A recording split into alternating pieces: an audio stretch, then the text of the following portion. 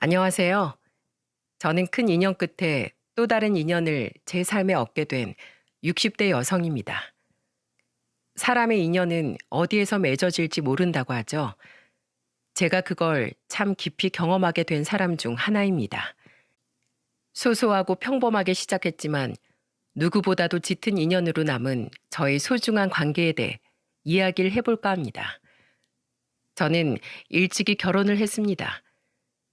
애초부터 형편이 안 좋았기에 어차피 안 좋은 형편 같이 살면서 헤쳐나가자 하며 저의 젊은 시절 연인과 결혼을 했죠. 남편과 저는 정말 형편이 어려웠어요. 둘 다 부유한 형편이 아닌 사람들끼리 만나 정말 힘든 젊은 시절을 보낼 수밖에 없었습니다. 남편과 저는 이 형편에서 하루라도 빨리 벗어나기 위해 악착같이 돈을 번 뒤 집 살 돈으로 대출까지 낀 후 숙박업소를 하나 차렸습니다. 차렸다기보단 인수했다는 말이 더 어울릴 텐데요.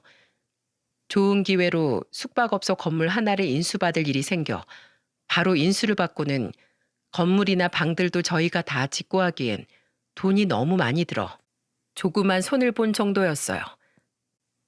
그래도 그 당시 깨끗하고 나름 사람들이 몰릴 정도의 수준은 되었기에 장사는 잘 되었습니다. 대신에 집 살 돈을 다 투자를 한 거였기 때문에 따로 살 공간이 없어 온 가족이 집 대신 그곳에서 생활을 했었어요. 그 시간이 거의 30년이 되었습니다. 초반에는 정말 장사가 잘 되었어요. 매일 만실인 덕에 방이 없어 손님을 더 받을 수 없는 날들이 정말 많았죠. 근데 얼마 안 되어 시설 좋은 곳들이 더 많이 생기고 최신식 숙박업소들이 많이 생겨나다 보니까 저희 집은 경쟁력을 좀 잃게 되었어요. 리모델링을 다시 해서 싹 고치고 싶었지만 그러기엔 비용이 너무 많이 들었습니다. 거의 새로 짓는 게 낫겠다 싶을 만큼의 비용인지라 다른 방안을 찾게 되었고 그 결과가 장기 투숙소로 들려서 운영을 하는 거였습니다. 저렴하게 장기 숙박을 내놓는다고 신문 광고를 내니까 여기저기서 문의 전화가 오기 시작했어요. 생각보다 장기 투숙하는 사람들이 많아 금세 방을 채울 수 있었어요. 저희는 창문이 없는 방은 35만 원을 받고 창문이 있는 방은 40만 원으로 받아 방을 내줬습니다. 다행히 손님들은 금방 찾는데 저희 집에 장기 투숙을 하시는 분들의 특징을 보면 하나같이 다 가난하다는 거였어요. 다들 거처할 곳이 없어 저희 집으로 오는 거였고 그중에는 사업하다가 쫄딱 망한 사람, 시골에서 서울로 상경해 취업을 준비하는 사람 등등 여러 종류의 사람들이 있었죠. 그런 사람들과 동거동락하며 잘 지내고 있었는데 그 사이 남편은 아들 하나와 저만 남겨두고는 일찍이 세상을 떠났습니다. 그래서 그 뒤부터는 저 혼자서 그 숙박업소를 운영할 수밖에 없었어요. 혼자서 숙박업소를 운영하면서 우여곡절이 있었지만 그때마다 아이를 책임져야 했던 엄마로서 저는 잘 헤쳐나갈 수 있었어요. 아들은 다 커서 독립까지 할 만큼 키웠는데도 제가 열심히 산 덕분에 늘 계속해서 제 숙박업소는 만실을 유지할 수 있었고 장기 투숙객들은 웬만해서는 잘 나가지 않았기에 빈방 나오는 게 드물기까지 했죠. 근데 그러다 한 분이 나가게 되었는데 그때 마침 기다렸다는 듯이 한 할머니가 오셨습니다. 방 있어요? 저도 여기서 살 수 있나요? 어, 네, 안녕하세요. 몇 분이서 살 계획이세요? 저 혼자 살아요. 그러세요. 방은 있어요. 한 달에 35만 원이에요.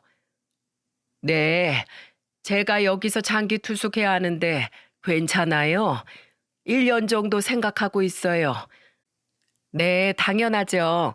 돈만 주시면 더 오래 계셔도 돼요. 조심스럽게 들어오셨던 할머니는 그대로 저희 집에서 장기 투숙을 하게 되었고 그 뒤로 저는 그 할머니를 김씨 할머니라고 불렀어요. 그리고 그 김씨 할머니가 저희와 굉장한 특별한 인연으로 얽히게 될 줄은 생각도 하지 못했습니다. 좋은 타이밍으로 함께 지내게 된 김씨 할머니는 굉장히 조용한 분이셨어요. 무슨 이유에서인진 모르겠지만 방 밖으로 나오는 일이 거의 없으셨죠.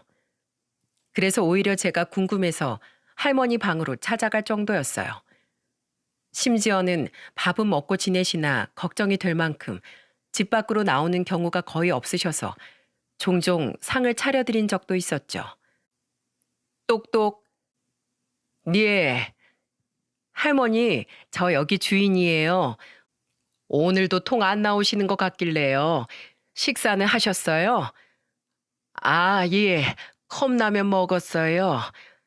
아이고, 그 연세 잡수시고 컵라면만 드셔서 되겠어요. 얼른 이 문 좀 열어보세요. 제가 먹던 반찬만 조금 해서 상 좀 차려왔으니까 이거라도 얼른 드세요. 예? 아니, 안 그래도 되는데. 할머니는 문을 열고는 그 상을 받아가면서 너무나 고마워하셨어요. 할머니, 힘드셔도 끼니는 잘 챙겨서 드세요.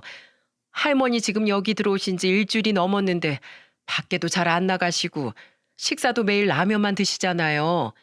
혹시 할머니 돈이 없어서 라면만 드시는 거예요? 아유, 뭐 이 늙은이가 뭐 먹을 거에 연연해 할 나이도 아니고 그냥 있는 걸로 끼니 때우면 돼요. 그래도 그러면 안 되죠. 잘 드셔야 힘도 나실 텐데 할머니 너무 몸이 약해 보이세요. 그러니까 잘 챙겨 드세요. 제가 이렇게 말을 하며 수저를 손에 쥐어드리자 할머니는 갑자기 눈물을 뚝뚝 흘리기 시작하셨어요. 감사합니다. 사장님, 감사합니다. 잘 먹겠습니다. 밥 한 공기에 눈물을 쏟으시는 걸 보니 참 아픈 사연을 가지고 있으신가 보다 싶은 생각이 들었어요. 그래서 그 뒤로도 종종 제가 다른 손님들은 몰라도 김씨 할머니 끼니만큼은 챙겨드리려고 애를 썼었어요. 할머니는 초반에는 집 안에만 계시다가 나중엔 또 밖으로 열심히 다니셨는데 알고 보니 폐지를 줍느라 그러시는 거였어요. 할머니, 오늘은 얼마나 버셨어요? 오늘은 2,000원 벌었어요. 아유, 하루 왼종일 주우러 다니시는데 그것밖에 못 받으셨어요? 좀 더 달라고 하시지. 배지 값이 많이 떨어졌다고 해서요. 그래도 이게 어디예요? 하루에 2,000원 벌면 한 달이면 6만 원인데 저한텐 큰 돈입니다. 할머니는 그 왜소하고 약한 몸으로 정말 열심히 폐지를 주우며 돈을 모으셨어요. 볼 때마다 안타까워 몇 번은 제가 먹는 영양제도 챙겨다 드리고 했었는데 그래도 김씨 할머니는 참 힘들어 보였습니다. 그리고 제가 그렇게 챙길 수밖에 없었던 이유는 김씨 할머니는 가족이 전혀 없어 보였어요. 그래도 저희 집에 장기 투숙하는 다른 분들 중엔 가족들이랑 같이 사는 분들도 있었고 명절이나 특별한 때가 되면 종종 본가로 다녀오는 사람들도 있었는데 할머니는 찾아오는 가족도 할머니가 찾아가는 가족도 전혀 없어 보였습니다. 그래서 제가 챙길 수밖에 없었어요. 근 1년 정도 같이 지내면서 할머니는 친하게 지내는 지인조차도 보이지 않았기에 저는 그렇게 생각할 수밖에 없었죠. 그런데도 신기한 건 할머니는 혼자 열심히 폐지 줍고 다녀도 얼마 안 되는 돈을 벌면서 한 번도 35만 원이나 되는 월세를 밀린 적이 없으셨어요. 그것도 나중엔 사정이 너무 딱해 보여 그 할머니만 월세를 30만 원만 받았었는데 그걸 쫓아내는 것도 기적이다 싶을 만큼 할머니는 정말 꼬박꼬박 월세를 잘 내셨죠. 게다가 어찌나 약속 시간도 잘 지키시는지 할머니는 월세 내야 하는 그 날짜가 되면 꼭 오전에 현금 봉투를 들고 와 주고 가시곤 했었어요. 그만큼 약속도 철저하게 잘 지키시고 성실하게 폐지도 주우시던 할머니는 무슨 일에선지 한 이틀 동안을 폐지를 주우러 다니지 않으시더라고요. 그래서 무슨 일이 있으신 건가 싶어서 여쭤봤어요. 똑똑. 할머니, 무슨 일 있으세요? 요즘 통 밖에 안 나오시는 것 같아서요. 저는 평소처럼 할머니 방을 똑똑 두드리며 말을 걸었습니다. 근데 원래라면 한 번에 들려와야 할 대답이 들려오질 않더라고요. 그 뒤로 몇 번을 두들겼는데도 전혀 인기척이 없어 그때부터는 난리가 나기 시작했습니다. 별의별 생각이 다 들면서 큰일이라도 난 듯 싶어 얼른 카운터로 내려가 보조키를 가져와서는 바로 문을 따버렸어요. 그리고 그 방 안에 있는 광경으로 인해 저는 깜짝 놀라고 말았습니다. 그 방 안에는 할머니가 쓰러져 있었고 온 몸은 식은땀이 나면서 불덩이처럼 뜨거웠어요. 할머니, 할머니, 정신 좀 차려보세요. 왜 이러시는 거예요? 어디가 아프신 거예요? 네?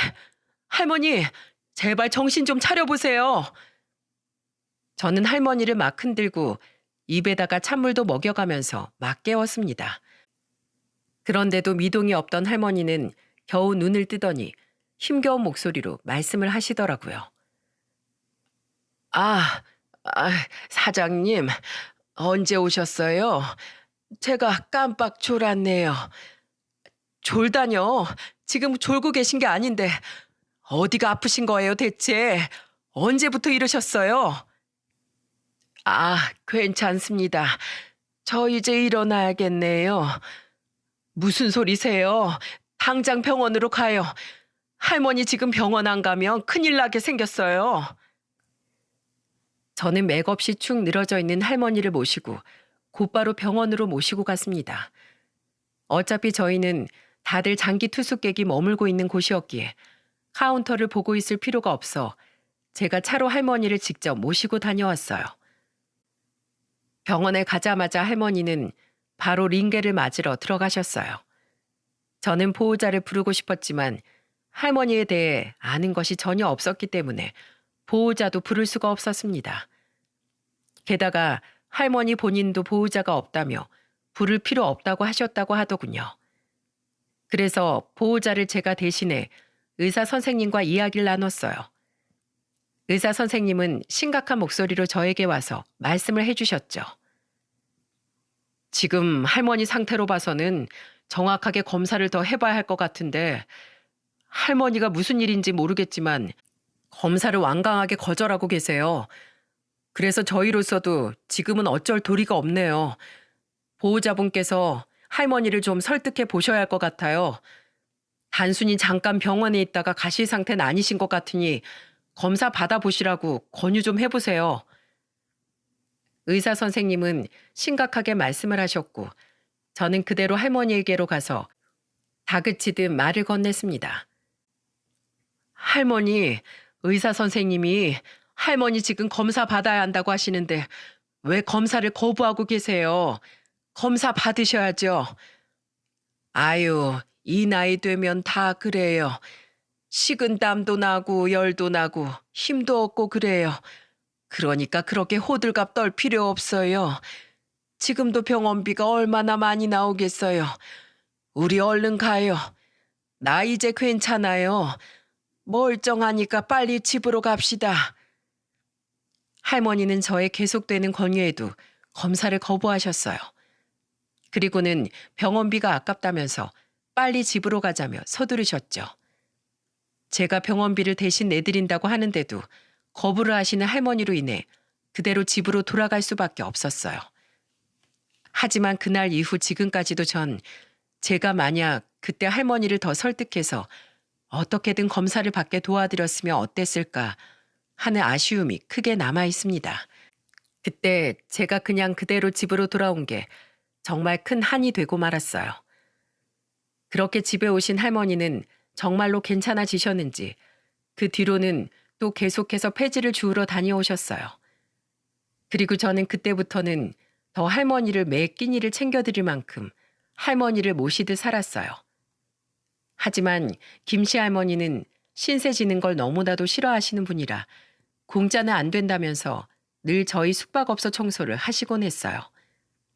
그 힘든 몸으로 계단 청소를 하시거나 투숙객이 나가기라도 하면 그 방 청소까지 싹 하시는 등 저희에게 어떻게든 보답을 하려고 하셨죠. 할머니, 무릎도 안 좋으시면서 계단 청소는 또 왜 하세요? 청소 안 하셔도 된다니까 왜 자꾸 하세요? 할머니, 이불 청소는 제가 할게요.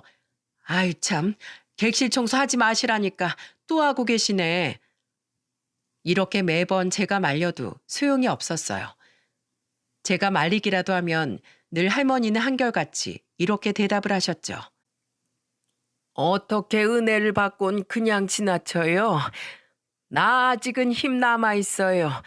이거라도 해야 내가 여기 염치껏 붙어 있지. 그러니까 말리지 마요, 사장님. 할머니의 고집은 그 누구도 꺾을 수가 없었기에 저도 그대로 보고 있을 수밖에 없었어요. 그렇게 할머니는 저희 숙박업소에 1년만 있겠다고 하시더니 점점 정이 붙어서 2년을 넘게 계셨어요.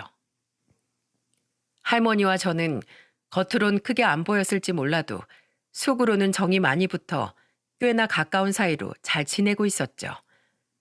그러다가 우리 아들이 결혼을 하게 되었습니다. 결혼식을 앞두고 아들과 통화를 하는데 그 소리를 할머니가 들으신 듯 했어요. 아들, 결혼식 준비는 잘 되고 있어? 그래, 그래. 우리 며느리 참 마음에 든다. 너희 둘이 결혼해서 엄마는 안심이 돼. 얼마나 예쁜지. 그래, 알았어. 준비하는 거 마무리 잘하고 그날 보자. 그래, 들어가. 사장님, 아들이 결혼하나 봐요. 예, 저희 애가 이번에 결혼하게 됐어요. 애 키우느라 정말 힘들었는데 이제 장가 간다고 하니까 여러 생각이 드네요. 그러시겠어요. 결혼식은 언제예요? 이번 주 토요일이에요. 진짜 얼마 안 남았죠? 그러네요. 어디에서 하나요? 아, 여기 옆 동네에 있는 결혼식장이 있잖아요. 거기서 하기로 했어요. 저는 할머니가 물어보시길래 그대로 대답을 해드렸어요. 근데 괜히 축의금 부담을 드리게 되는 걸까봐 오시라는 말씀을 따로 못 드렸습니다. 안 그래도 공짜는 안 좋아하시는 분인데 오셔서 식사라도 하시라고 하면 분명 축의금까지 준비해서 오실 것 같아 아예 결혼식 날 오시라는 소리를 하지도 않았어요. 하지만 저는 그 결혼식 당일날 정말 깜짝 놀라고 말았습니다. 결혼식 당일 하객 맞이로 정신없이 있는데 입구 쪽에서 절뚝절뚝거리며 익숙한 분이 들어오는 게 보였어요. 그건 다름 아닌 김씨 할머니였죠. 제가 따로 오시란 소리를 안 했기 때문에 당연히 안 오실 줄 알았는데 할머니는 그 약한 무릎으로 쩔뚝거리며 결혼식장 안으로 들어오고 계셨어요. 아니 할머니, 여기까지는 어떻게 오셨어요? 그래도 명색이 우리 사장님 아들 결혼식인데 와야죠. 제가 그동안 사장님께 받은 은혜가 얼만데 이 좋은 날 당연히 같이 축하해 줘야 하는 거 아니겠어요? 은혜는 무슨 은혜예요. 저 월세 받을 것도 꼬박꼬박 다 받는데 그래도 그 이상으로 나한테 잘해 주셨잖아요. 그리고 이런 자리는 사람들 많이 와서 축하해 줘야 하는 자리 아니겠어요? 아, 이분이 우리 사장님 아들이신가 보네요. 아들은 그동안 절 보러 숙박업소에 몇 번 왔지만 할머니와 직접적으로 볼 일은 없었기 때문에 이날 처음 서로 얼굴을 보는 거였어요. 네, 할머니. 안녕하세요. 안 그래도 저희 엄마한테 종종 말씀 많이 들었습니다. 저희 엄마 가게에서 든든하게 힘 되어 주신다고 하시더라고요. 정말 감사합니다. 아이고, 아니에요. 오히려 내가 신세지고 살고 있는데 오히려 내가 은혜를 많이 받으면서 살고 있어요. 참 좋은 엄마를 두었네요. 오늘 결혼도 축하합니다. 할머니는 그렇게 말씀하시곤 식장 안으로 들어가셔서 끝까지 예식을 보시고 가셨어요. 다행히도 식사를 꼭 하고 가시라고 했더니 식사까지 하고 가신 듯 하더군요. 저는 정신없이 결혼식을 마치고 아들과 함께 축의금을 확인하는데 거기에서 깜짝 놀라고 말았습니다. 왜냐하면 김씨 할머니가 주고 간 축의금 봉투 안에는 5만 원짜리 한 장과 만 원짜리 석 장, 1,000원짜리 20장으로 해서 총 10만 원이 들어가 있었거든요. 할머니는 어떻게든 10만 원을 맞추고 싶으셨는지 1,000원짜리까지 넣어서 가지고 오셨더라고요. 저는 할머니가 이 돈을 모으기 위해 사시사철 폐지 주우며 얼마나 고생을 많이 하셨는지 잘 알고 있기에 보자마자 감사하면서도 마음이 너무 아팠어요. 그래서 그날 바로 할머니에게 가서 말했죠. 할머니, 무슨 축의금을 그렇게나 많이 하셨어요? 할머닌 그냥 축의금 안 내시고 식사만 하고 계셔도 되는데 힘들게 모으신 돈을 잔뜩 넣어버리시면 어떡해요. 자, 할머니, 이거 제가 마음만 받을게요. 그러니까 이거 할머니가 도로 가지고 가세요. 아이고, 아닙니다. 내가 주고 싶어서 준 건데 왜요? 그리고 요즘 물가가 얼마나 비싼데. 괜찮으니까 도로 넣어요, 얼른. 저는 할머니께 10만 원을 받은 만큼 다시 돌려드리려고 했지만 극구 사양을 하셨어요. 역시나 그 고집을 말릴 수 없었기에 저는 도로 그 돈을 가지고 와서 어떻게 하면 할머니의 그 고마운 마음에 보답을 할 수 있을까 고민을 했습니다. 그리고는 좋은 방법을 하나 생각을 했죠.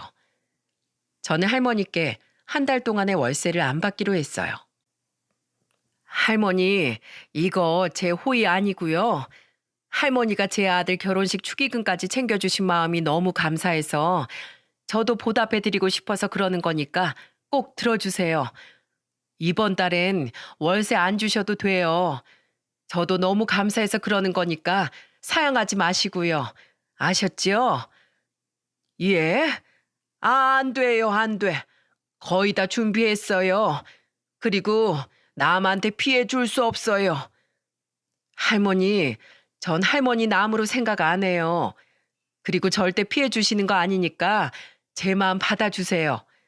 할머니 저희 집에 온 지도 벌써 2년이 넘었고 앞으로도 계속 여기 계실 거잖아요. 그러니까 제가 할인해 드리는 거라고 생각하세요. 아이고, 사장님 감사합니다. 정말 감사합니다. 할머니는 제 말에 또 한 번 눈물을 흘리시며 감사하다고 하셨어요. 저는 할머니의 그 눈물의 의미를 너무나 잘 알았습니다. 왜냐하면 할머니는 저희 집에 월세를 내기 위해 한 달 내내 폐지를 주우러 정말 열심히 다니셨거든요. 그렇게 저희 사이는 더 애틋해졌어요. 그 뒤로도 할머니와는 정말 잘 지냈습니다. 그러던 어느 날 저는 아주 경악할 일을 겪어야 말았어요. 어느 날 할머니는 평상시처럼 폐지를 주우러 나가시는 게 아니라 외출하시는 복장으로 나가셨습니다. 할머니, 오늘은 폐지 주우러 안 가시나 봐요? 어디 외출하세요? 예, 오늘은 갈 데가 있어서요. 다녀올게요. 그렇게 외출을 하고 돌아오겠다던 할머니는 무슨 일이 있는 건지 무려 5일 동안이나 돌아오질 않으셨습니다. 저는 그날 밤부터 할머니가 걱정되어 계속 전화를 걸었지만 전화를 받질 않으셨어요. 한참 연락이 없어 밖에서 무슨 일이라도 겪으신 건가 걱정이 되어 경찰서에 신고라도 하려던 찰나 할머니가 깜짝 놀랄 모습으로 돌아오셨습니다. 5일 만에 나타나신 할머니는 갑자기 갓 돌진한 아이를 한 명 데리고 들어오셨어요. 할머니에게 무슨 일인지 여쭤봤지만 밤이 늦었다며 그대로 들어가신 할머니를 더 붙잡지 못하고 그 다음 날이 되어서야 할머니가 외출하신 이유, 그리고 뜬금없이 아기를 데리고 들어온 이유를 들을 수 있었죠. 그리고 할머니에게 모든 자초지종을 들은 저는 경악할 수밖에 없었어요. 할머니, 도대체 무슨 일이 있으셨던 거예요? 어딜 다녀오셨길래 저 아이를 데리고 들어오신 거예요? 네, 제 아들 장례식장에 다녀왔습니다. 네? 장례식장이요? 아니, 할머니 아들이 있으셨던 거예요? 전 그동안 할머니가 다른 사람들이랑은 아예 교류가 없으셔서 가족이 없는 줄 알았어요. 아니, 근데 어쩌다 아드님 장례식장을... 예, 저한테 아들이 하나 있었어요. 아들놈이 일찍이 결혼을 하긴 했었는데 얼마 못 살고 이혼했다가 며느린 떠나버리고 아들놈이랑 손주랑 둘이 살았어요. 근데 갑자기 사고로 세상을 떠났습니다. 저보다도 먼저 갔네요. 가버렸네요. 저는 할머니 입에서 나오는 말로 인해 계속해서 충격을 받을 수밖에 없었어요. 왜냐하면 아무 가족도 없는 줄만 알았던 할머니한텐 아들이 있었고, 가족이 있는 할머니가 장기 숙박업소에서 지내게 된 이유도 바로 아들로 인함이었기 때문이었어요. 그 뒤로 계속해서 할머니에게 이야기를 들어보니 할머니의 아들은 철이 없었는데 그동안 사업을 한다고 할머니 돈에 집까지 다 팔아먹었다고 하더라고요. 할머니는 남편도 일찍 죽고 옆에 있는 거라곤 딱 하나밖에 없는 아들이었기에 그 아들 하나 잘 살아보라고 있는 거 없는 거 간이고 쓸개고 영혼까지 끌어모아 아들을 도와주셨다고 했어요. 하지만 아들의 사업은 처참하게 무너져 그대로 망해버렸다고 하더군요. 그 뒤로는 완전히 오갈 데 없는 빈털터리 신세가 된 할머니는 그래서 여기 숙박업소를 찾아온 것이었어요.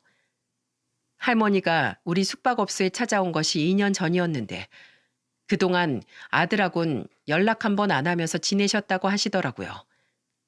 근데 2년 내내 교류 없이 지내던 아들이 술을 마시고 스스로 극단적인 선택을 했고 그 연락을 전 며느리에게서 받아 장례식장으로 가게 된 거였습니다. 근데 그 장례식장에서 며느리가 이렇게 말했다고 하더군요. 저기 어머니, 저 애 못 키우겠습니다. 저도 너무 힘들어서 죽고 싶어요. 어머님도 제 사정 아시잖아요. 제가 어머님 아들 때문에 얼마나 힘들었는지 아시잖아요. 지금도 저 아이 키울 여건 안 될 만큼 힘들어요. 그래서 말인데 아이는 국가시설에 맡기겠습니다. 며느리는 이혼할 때 알아서 양육권도 포기할 만큼 결혼 생활에 지쳐 있었기 때문에 아들이 죽고 난 이후로는 아예 아이를 국가시설로 보내겠다고까지 했다고 하네요. 그러니 며느리가 아이를 국가시설에 맡기겠다고 하니 할머니는 차마 아이를 버릴 수 없어 데리고 오신 거였죠. 저는 전 재산 다 잃고 집도 잃고 아들 잃고 며느리까지 잃고 다 잃은 할머니가 너무 안타까웠습니다.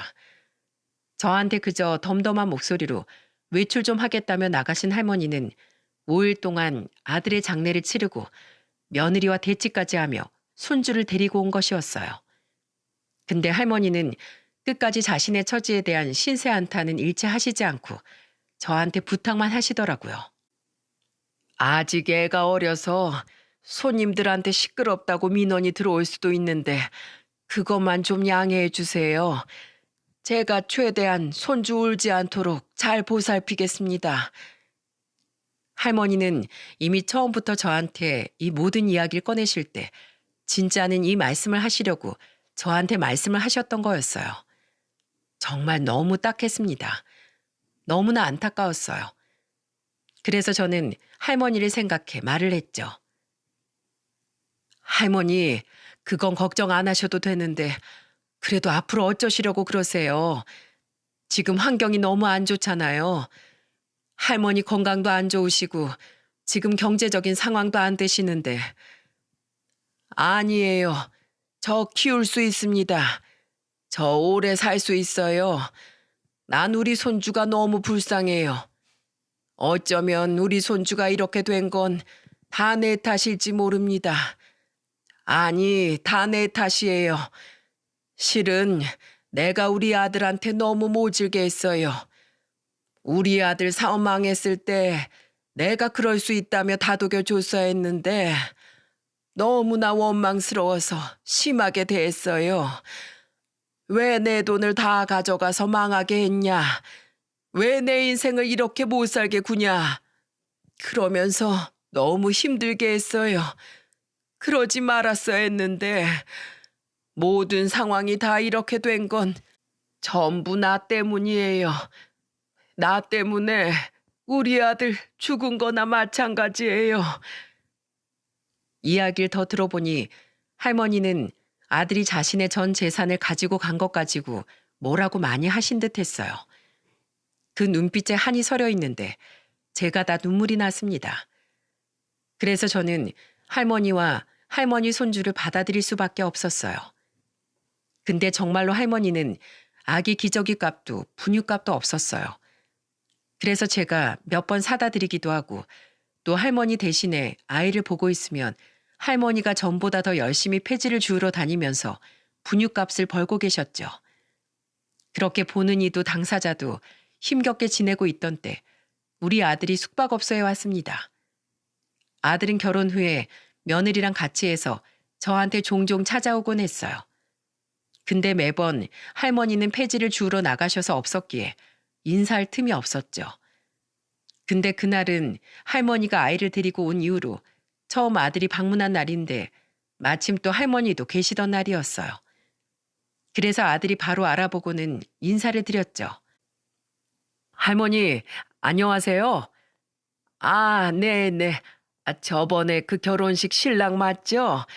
사장님 아드님. 네, 맞습니다. 어머니한테 이야기 들었는데 지금 애를 키우고 계신다면서요. 안 그래도 이번에 엄마 보러 오면서 할머니랑 그 아기 꼭 보고 싶었는데 잘 되었네요. 아, 예, 그렇게 됐습니다. 근데 우리는 왜 보고 싶으셨는지 다름이 아니라 제가 애기 기저귀랑 분유랑 여러 가지 좀 샀어요. 특히 애기 용품은 더 없을 것 같아서 좀 사봤는데 마음에 드실지 모르겠네요. 할머니, 제가 앞으로 주기적으로 기저귀랑 필요한 물품들 넣어드릴 테니까 부담 갖지 말고 이거 아이를 위해서 써주세요. 할머니만 생각하지 마시고 애도 생각하셔야죠. 그러니까 부담 갖지 마시고 받아주세요. 엄마하고도 이미 상의 다 된 거니까 사양 말고 받아주세요. 엄마가 할머니라면 극구 사양할 거라고 하셨는데 이젠 할머니만 생각하실 게 아니라 아이를 생각하셔야 하잖아요. 그러니까 사양 말고 꼭 받아주세요. 아셨죠? 아유, 고맙습니다. 고마워요. 복 받으실 거예요. 정말 고맙습니다.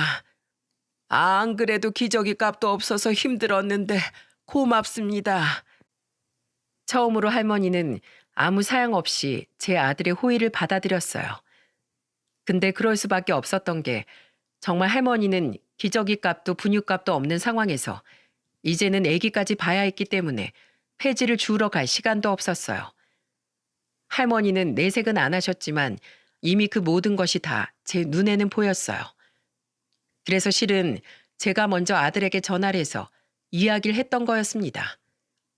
저 혼자서도 할머니를 도와드릴 형편이 되긴 했었지만 할머니에 대해 잘 알고 있던 아들도 결혼식 날 이후로 할머니에게 보답할 수 있는 방법을 찾고 있었기에 아들에게 제안을 할 수 있었던 거였어요.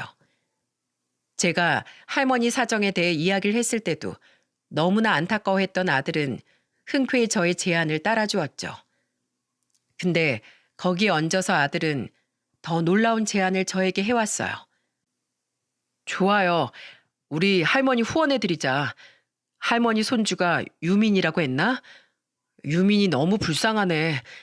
우리 할머니 후원해드리고 또 할머니 언제까지 숙박업소에서만 살게 해드릴 수는 없잖아. 여기 근처에 손주랑 지낼 수 있도록 작은 집이라도 전세라도 얻어드리자. 내가 그렇게 해드릴게요. 뭐? 네가? 애가 밤마다 울어서 손님들한테 민원이 많이 들어온다면서. 엄마는 괜찮다고 하지만 할머니가 얼마나 마음고생이 심하시겠어. 엄마, 우리 좋은 일 하자. 좋은 일 하면 나중에 그만큼 돌아온다고 하잖아. 와, 이건 제가 봐도 우리 아들은 정말 착한 아들이었어요. 저는 그 생각까지 못했었는데 할머니에게 집까지 얻어주는 생각을 하는 아들이 정말 너무나도 대견하더라고요. 그래서 흔쾌히 그러자고 했고 아들은 할머니랑 할머니 손주 유민이에게 우리 가게에서 100m 근처에 있는 작은 빌라를 얻어주었어요. 근데 분명히 할머니에게 먼저 말씀드리고 집을 구하면 절대로 안 된다고 하실 게 분명했기에 저희는 이미 집을 얻어놓은 상태에서 말씀을 드렸습니다. 제 아들은 진짜 선물인 집은 숨겨두고 기저귀만 분유만 들고 와서 할머니의 마음을 먼저 풀어놓은 거였어요. 그 뒤로 진짜로 드려야 할 것을 드리도록 했죠. 할머니, 지금 제가 가지고 온 이 물건들 다 가지고 유민이까지 해서 저랑 같이 가실 데가 있으세요. 네? 어디를 가요? 할머니는 제 아들이 갑자기 어딜 가야 한다고 하니까 어리둥절해 하셨어요. 그런 할머니를 안심시켜 드리려고 제가 나섰죠. 할머니, 저도 같이 갈 거예요. 그러니까 안심하세요. 길은 우리 아들이 안내해 줄 겁니다. 얼른 같이 가요, 할머니. 자, 손주 무거우시니까 제가 안을게요. 어휴, 이 어린 팔로 아기를 어떻게 안고 가셨어요? 자, 유민이는 제가 안고 갈 테니까 할머니는 저희 엄마 손 꼭 잡고 저 따라오세요. 아이고, 참. 할머니는 미안해 하시면서도 제가 손을 꼭 잡으니 그대로 따라오셨어요. 할머니, 여기에요. 문 열어보세요. 예? 아니, 여기가 어디길래. 얼른 열어보세요. 열어보시면 아실 거예요. 할머니는 걱정스러운 표정으로 조심스럽게 문을 열어보셨어요. 그리고는 정말 깜짝 놀라셨죠. 근데 할머니만 놀란 게 아니었어요. 저도 깜짝 놀랐습니다. 왜냐하면 그 집 안에는 아들이 정말 세심하게도 할머니 침대부터 시작해 냉장고, 아기용품, 블라인드 커튼까지 세심하게 전부 다 갖춰놨었거든요.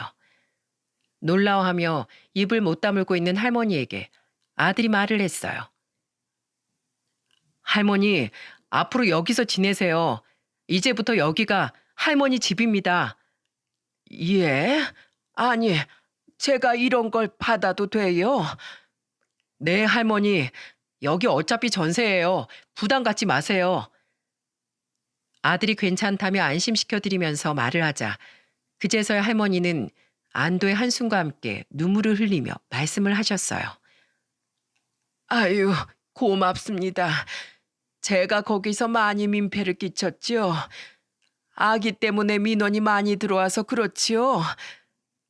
아니에요. 할머니 유민이랑 조금 더 편하게 지내시라고 제가 구해드린 거예요.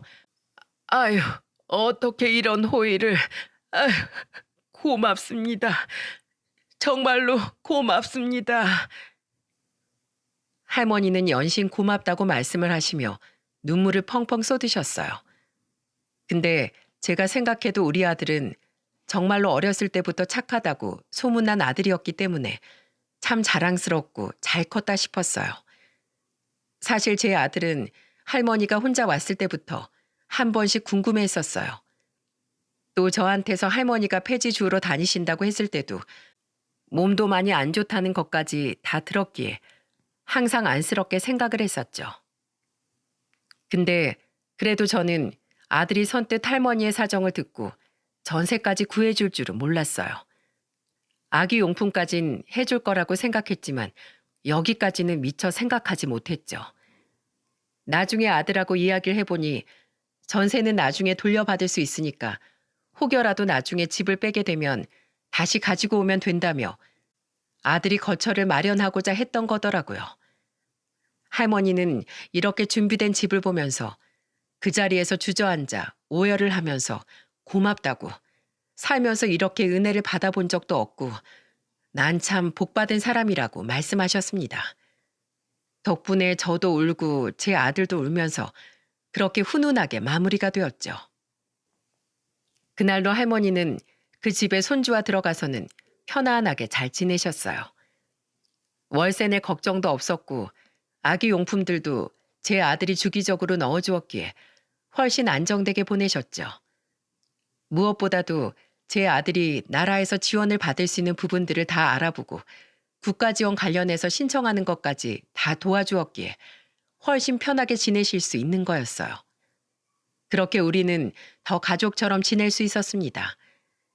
제 아들이 할머니와 그 손주를 도우면서 우리 집 며느리도 계속해서 들리면서 서로 왕래를 자주 했었어요. 안정되고 편안하게 잘 지내고 있던 때 갑자기 할머니에게 큰 불행이 찾아오게 되었습니다. 그 시점은 아들이 할머니하고 손주한테 전셋집을 얻어주고 1년 3개월이 지난 시점이었죠.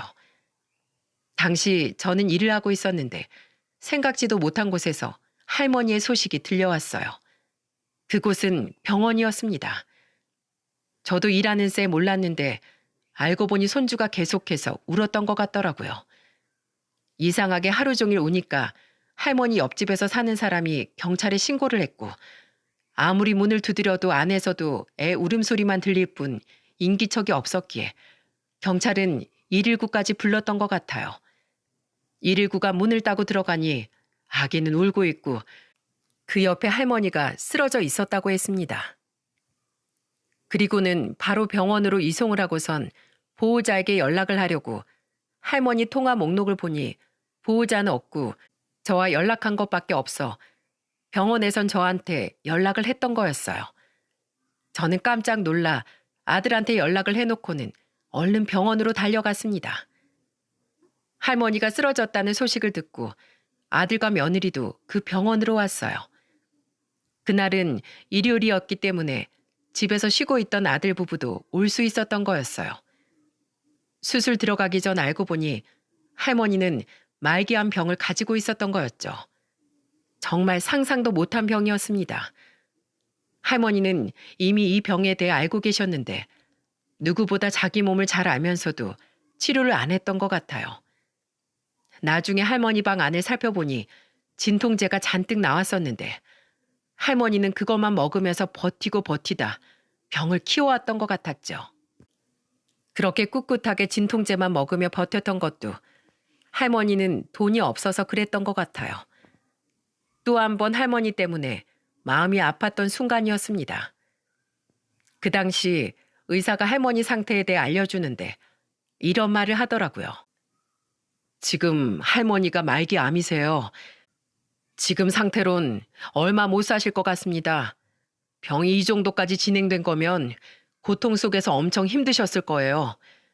그런데도 치료 안 받으시고 진통제로 지금까지 버티신 것 같네요. 어떻게 이렇게까지 버티신 건지, 지금까지 이렇게 버티신 건 정말 기적입니다. 제가 아는 할머니는 하나밖에 없는 손주를 위해 본인 치료도 포기한 채 자기 손주를 위해 마지막까지 살아남으셨던 것이었어요. 할머니가 없으면 손주도 이 세상에 없는 존재가 될 수 있기에 그렇게 지내셨던 거였죠. 이날은 제 아들도 많이 가슴 아파했습니다. 아들이 할머니와 직접적인 교류를 하게 되면서 1년 3개월 동안 완전 가족처럼 지냈었어요. 명절 때도 제 아들이 먼저 할머니한테 가서 인사도 드리고 하면서 내내 같이 있기도 했었죠. 그러면서 이런 말도 하더라고요. 엄마, 난 이상하게 할머니가 남처럼 안 느껴져. 할머니한테 마음 가고 더 신경이 쓰이고 그래. 그래서 난 할머니 오래오래 사시는 것 보면서 옆에서 친손주처럼 끝까지 효도할 거야. 그렇게 하고 싶어. 그래, 내 아들 장하다. 정말 장해. 이 정도까지 제 아들이 할머니를 생각하고 있었던 터라 할머니 이야기를 들었을 때 마음이 많이 아파했을 수밖에 없었어요. 할머니는 저와 제 아들 부부가 계속 지키고 있는 사이 꽤 오랫동안 누워 계시다가 겨우 눈을 뜨셨어요. 아이고, 사장님, 여기 병원인가요? 여기까지 저 때문에 또 오셨나 보네요. 많이 놀라셨지요? 할머니, 이 지경이 되도록 뭐 하셨어요? 말씀을 하셨어야죠. 할머니도 다 알고 계셨어요. 몸이 이렇게까지 안 좋은 거. 그럼요, 알고 있었죠. 제 몸인데 제가 모를까요? 아이고, 이제 숨기지도 못하겠네요.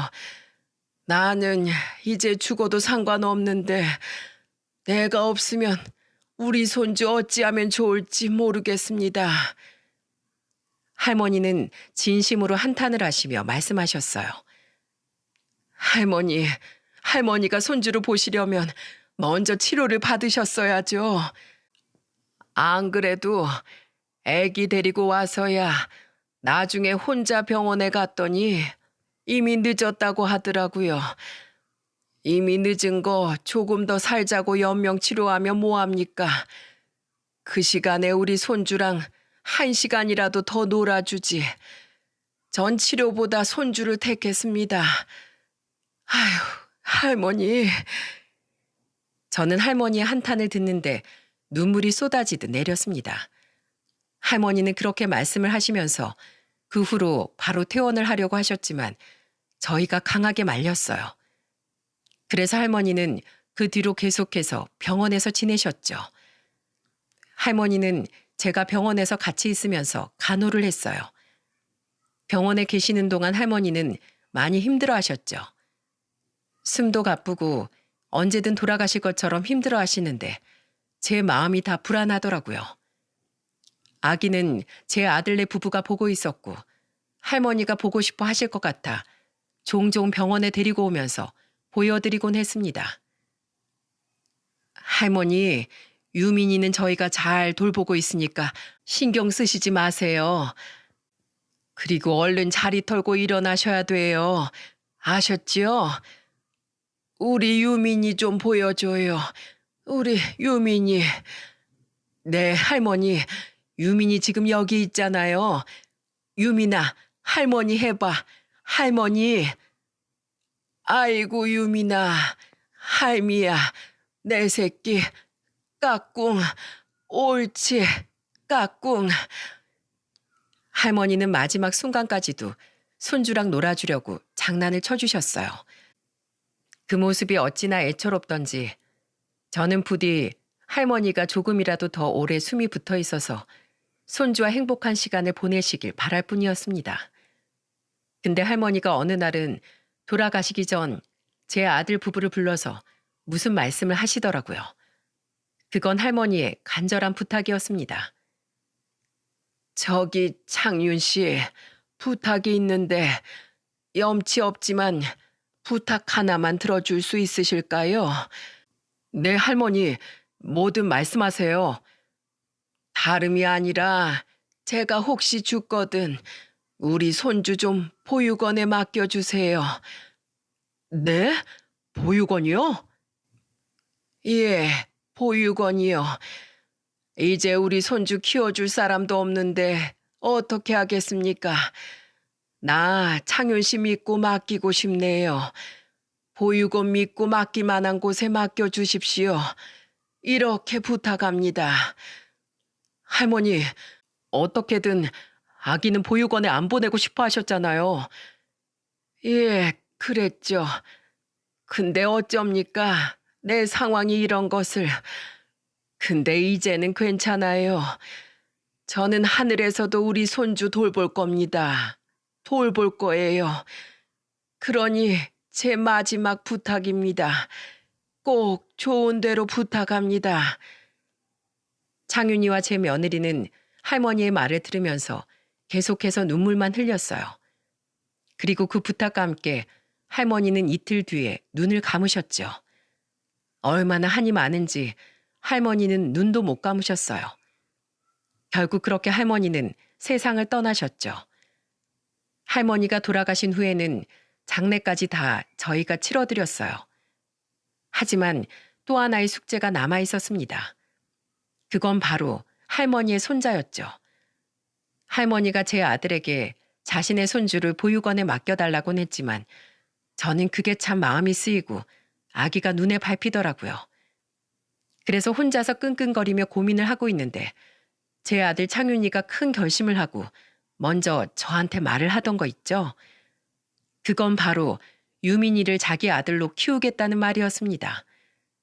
당시 제 아들 창윤이한테는 자식이 없었기에 큰며느리하고도 이미 이야기가 다 된 상태였던 것 같아요. 창윤이랑 며느리는 그동안 유민이를 보면서 돈독한 정을 쌓은 듯했죠. 더 나중에 알고 보니 창윤이는 늘 유민이를 많이 신경 쓰곤 했는데 그게 다 예전부터 유민이를 생각하는 마음이 남달랐기 때문이었어요. 그리고 애초부터 할머니가 잘못되면 유민이를 데려다 키울 생각이었더라고요. 저는 아들이 아기를 입양해서 키우고 싶다는 그 말을 듣고 순간 놀라긴 했지만 역시 내 아들이구나 싶었습니다. 그래서 흔쾌히 허락을 했어요. 그 뒤로는 창윤이네 부부는 곧바로 아이 입양 절차를 밟아 나갔습니다. 생각보다 법적 절차가 까다로웠지만 모든 것을 다 해결하고 입양할 수 있었죠. 그렇게 결국 할머니께서는 자신이 죽고 나면 아이를 보육원에 보내달라고 했지만 유민이는 지금 제 손주가 되었습니다. 유민이는 할머니가 돌아가신 뒤 자신의 새로운 엄마 아빠 밑에서 따뜻하게 돌봄을 받고 자라고 있죠. 그리고 저는 유민이의 할머니가 되어 손주 커가는 것 지켜보는 재미로 살고 있네요. 저는 우리 유민이를 볼 때마다 생각해요. 이 아이가 내 손주가 되지 않았더라면 어땠을까? 아니, 처음부터 할머니가 나와 연이 닿지 않았더라면 어땠을까? 그랬다면 난 우리 유민이를 손주로 둘 수 없었을 것이기에 이 모든 상황이 나한텐 참 복이었구나. 너무나 큰 행운이었구나. 라는 생각을 하고 있습니다. 저는 우리 유민이가 내 손주가 되어주어서 얼마나 기쁜지 모릅니다. 그래서 오히려 나에게 유민이를 선물로 남겨주고 간 할머니가 고마울 따름이에요. 그리고 정말 많이 보고 싶네요. 할머니의 그 천진한 웃음과 구부정한 걸음으로 저에게 다가와 떡을 나눠주시던 그 따뜻한 손이 너무나 그립습니다. 할머니, 지금 유민이와 저희 보고 계신가요? 할머니로 인해서 맺어진 이 연이 저에겐 참 소중하네요.